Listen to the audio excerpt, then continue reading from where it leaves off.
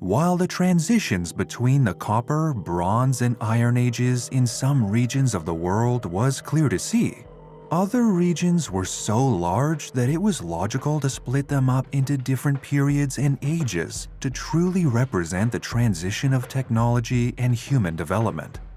One such period is the topic of today's video, India's Vedic period, estimated to last between 1500 to 500 BCE, a segment of the transitional period between the Bronze Age and the Iron Age on the huge South Asian subcontinent. This was a very important time for human advancement and civilization, seeing the fall of the Indus Valley Civilisation and the subsequent rise of native tribes into early kingdoms and advanced communities. In today's video, we will be exploring several aspects of the Vedic period in detail, examining who lived in India throughout this time, in addition to how they lived, their culture and religion, as well as their use of tools and technology. Join us as we travel back to the ancient world of the Vedic period in India. The Vedic period, which lasted roughly from 1500 to 500 BCE, was a period in India's history which acted as an interlude amidst these ancient peoples' transition between the Bronze and Iron Ages. The period is named for the Vedas, a huge set of religious texts written by the ancient peoples of the time in Vedic Sanskrit. These are the oldest scriptures in relation to Hinduism known today, and contain a treasure trove of information not only on religion, but what life was like in the early days of civilization for the people of India. As such, they are one of the most reliable primary sources for historians and archaeologists to study when learning about this period of time and the people who lived through it. We will cover more on the Vedas later when discussing the religion and culture of the Vedic period.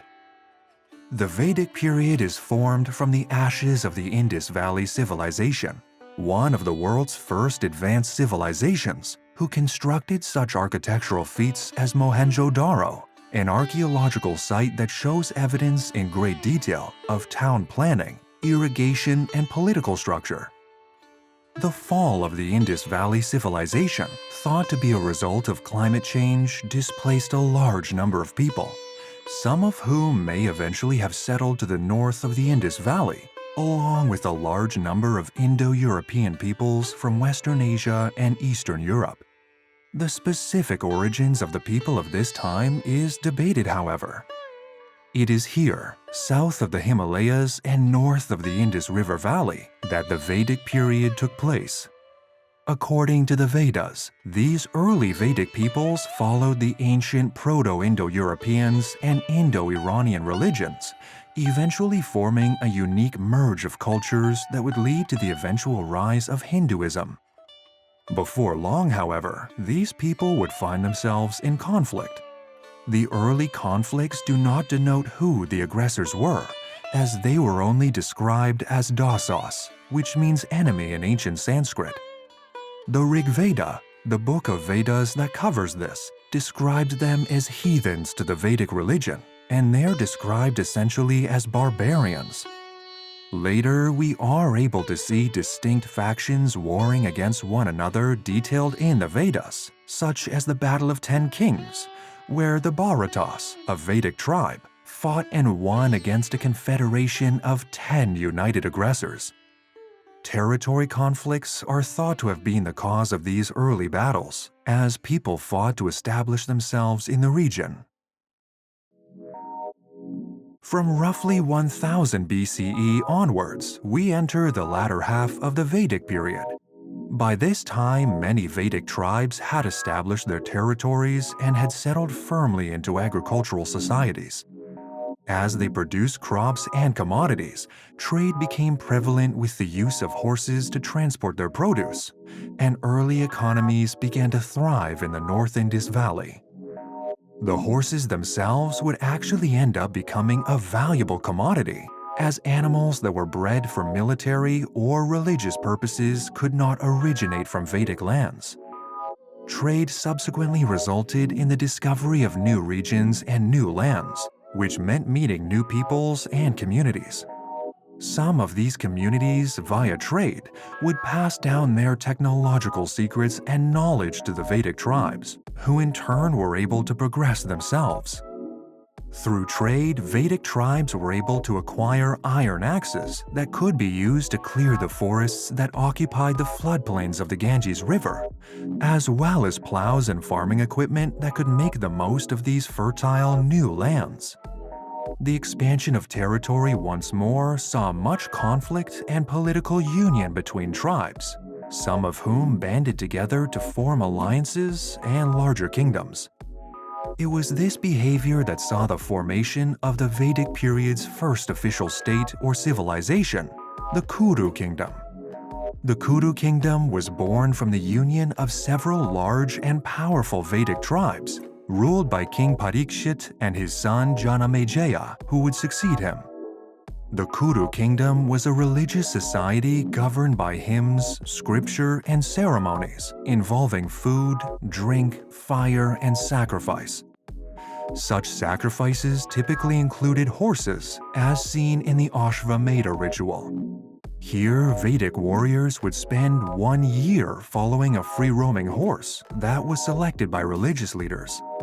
If the horse wandered into a neighboring territory, those people would be made to either pay homage to the Kuru king or prepare to battle him themselves. The Kuru kingdom would eventually face defeat at the hands of the Salva tribe around 900 BCE.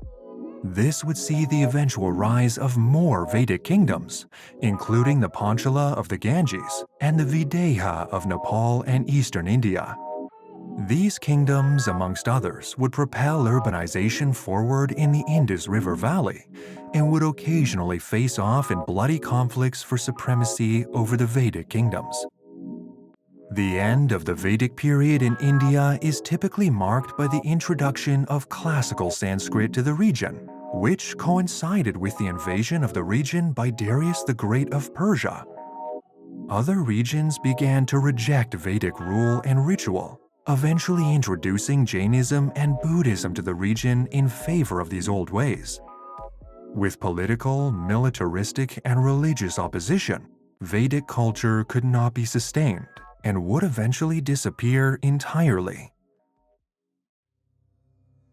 As mentioned previously, Vedic religion was dictated by the Veda scriptures that were compiled by Vyasa and passed down orally before the advent of writing. The Vedas were implicated in Vedic societies to teach the peoples of the North Indus Valley about sacrificial practices, how to worship the gods, and how to meditate. It also notes that while the body is temporary and will eventually die, the souls of all beings are eternal and will be reincarnated in another physical form, renewing the cycle of life forever. Vedic religious practices, as well as the aforementioned sacrifices, included ritual chanting and offering objects into a holy fire to reach the gods. Typical prayers from the Vedic period involve asking the gods for rain to water their crops, healthy cattle to raise and eat, and requests for a long and healthy life. The main gods of this religion included the Indra, associated with the sky, rains, and war, and Agni, associated with fire. Other deities within the Vedic religion included Surya of the sun, Vaya of the wind, Prithivi of the earth, and Ushas of the dawn. Some of these deities are present in the Hindu religion to this day. Art, even for religious purposes, was not a particularly important part of the Vedic culture. While the Indus Valley Civilization was known to have created the likeness of their gods and goddesses in art, the Vedic tribes and kingdoms favored worship of elements and natural forces via sacrifice rather than depiction, and as such their deities could not be easily depicted in art. Fleetingly painted pottery that appear to show simple, abstract patterns have been discovered from across the Vedic period, but anthropomorphic figures or paintings are hauntingly absent. In terms of social structure, the early Vedic tribes and kingdoms generally lived in a world where class systems were absent, slowly introducing social classes as they moved to the later Vedic period. Tribal chieftains were present in the early period that governed and oversaw communities, but eventually kings would come to rule over the Vedic kingdoms. The kings and their families typically stood at the top of society, along with their Rajanya or nobility. Underneath them stood the Vis, or common people, ordinary citizens who lived within the territories of kingdoms, who might have lived as farmers, metalworkers, or builders. Underneath the Vis were the Dasyu, captured enemies from neighboring tribes or kingdoms who lived as servants to the Vedic society. The Dasyu were typically of different nationalities and ethnicities to those living in the Vedic kingdoms. As time progressed, citizens underneath the king and his immediate associates would enter the Varna hierarchy, which split them up into 4 different castes. At the top, but below the king, were the Brahmanas, priests who lived in and performed rites at Hindu temples. Below the Brahmanas were the Kshatriyas, who were typically military servicemen and leaders referred to at the time as warriors. Next was the Vaishyas, who typically provided key services to Vedic society, everything from farming and animal husbandry to trade and procuring resources for settlements. Underneath them, but still higher than the Dasyu, were the Shudras, citizens who supported or worked under the Vaishyas. The tribes living in the North Indus Valley throughout the course of the Vedic period can be split up further into various archaeological cultures, which help historians and scientists to identify which cultures or tribes made certain artifacts. One of these, and one of the first to be discovered by modern humans, was the ochre-colored pottery culture, belonging to the tribes who once lived in what is now the Badaun and Bijnor district of Uttar Pradesh. As the name suggests, ochre was used to decorate distinctively made pots and containers by these people, who applied the coloring alongside black bands of ink. The development of these pots was basic and shoddy in comparison to later cultures, and is thought to have stained the hands of the people working it red once the pot was finished. Other cultures in the wider Vedic area produced more intricate pottery, such as the painted gray ware culture and the black and red ware culture. Bowls, drinking vessels, cooking pots, and more were developed that range in shape. These vessels were typically decorated using black ink, patterning dots, bars, spirals, and religious symbols into the body of the pottery. Further south was the Gandhara grave culture, identified by their unique funerary practices.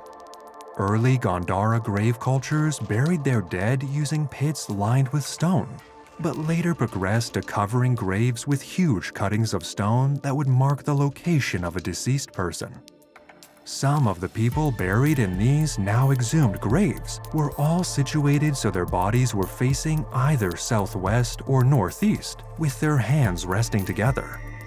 Most skeletons within the graves were buried with pottery, which may have been of great significance throughout a person's life, and the women were often buried with jewelry.